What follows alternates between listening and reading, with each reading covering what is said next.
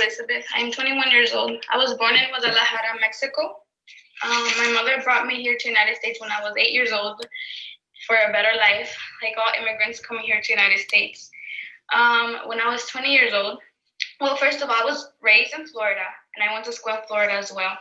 When I was 20 years old, I got pregnant by this man who, I thought was a perfect guy. After I moved in with him, he became a complete monster. I used to take beatings from this guy, abuse, physical, emotional, verbal. One day I wanted to, just get everything over with. I wanted to leave him. I called the police when I was taking a beating. And when the police arrived, I ended up getting arrested. My daughter was 4 months old. Then she is 10 months now. When I got to the detention center here at Irwin County, I started having abdominal pain. So I sought medical help. I was scared because after I had my baby, due to COVID and me being a first-time parent and being scared to leave the house, I didn't get my 6-week postpartum checkup. So I wanted a pap smear or something done so I could get checked. I ended up getting an appointment with Dr. Amin. Upon arrival, the clinic, they shackle us up, our ankles. They put a chain around our waist, and my handcuffs as well. My hands are cuffed as well. When I got to the clinic, the nurses took my weight, my blood temperature, my blood pressure, and my temperature with the chains on. After that, they took me into a room, and the nurse told me to take off my clothes and, lay on the bed. So the escort was there the whole time, a female officer. She was there the whole time. She took off the chains in order for me to get checked. I laid in bed with a cloth that they give me to cover myself. And then this doctor, he comes in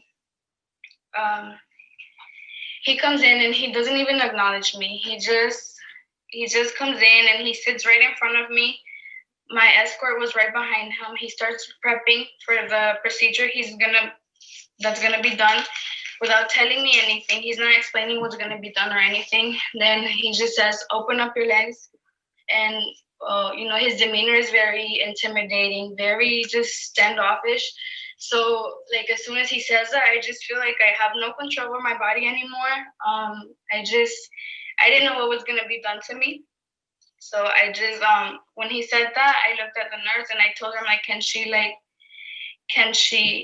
leave the room? And I was referring to the female officer because she was right behind Dr. Amin, which she was sitting down. She was gonna be facing my vagina when I opened my legs, and I didn't feel comfortable. So I told her, and she was like, "Well, I can't leave the room, but I'll stand up, I'll move." So she moved. After that, Dr. Amin he was just looking around, trying to, I guess just get this over with and leave. And then when the female officer left, he just said, "Okay, this is gonna be cold," and he stuck the tool in me. I knew I was getting a vaginal ultrasound because I've gotten one before, but he didn't explain to me what it was. As I'm about to look at the monitor, he takes the tool out and he says, "Okay, you have a cyst on your left ovary. I'm gonna give you a Depo shot. If the cyst does not dissolve within 4 weeks, you're gonna be scheduled for a surgery." I didn't know what a Depo shot was, but since he was a doctor and since I was already scared and I feel like I had no word in this whole thing, I didn't ask any questions. He left the room. Both of them, the nurse and Dr. Amin, left the room. I got dressed in front of my escort.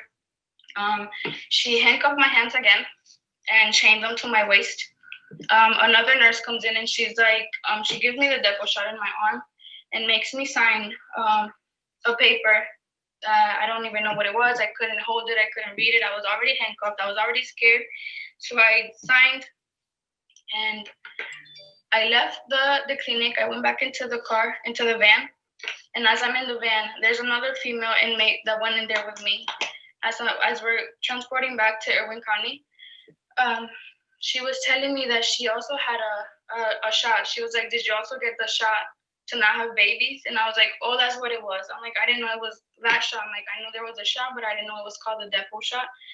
And then I started getting really scared because I've always been scared of any type of birth control. I've never taken any type of birth control in my life because my sisters and my mom, they've had really bad experiences with that. And everything I feared that would happen with the shot happened.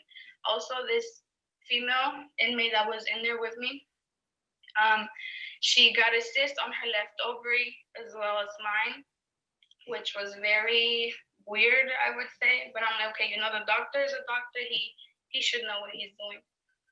And ever since I got the Depo shot, I've been bleeding nonstop for a little over 2 months. I gained over 15 pounds.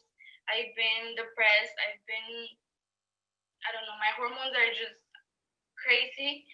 And I don't think this is okay. The people that we trust, is the medical, the staff that is here.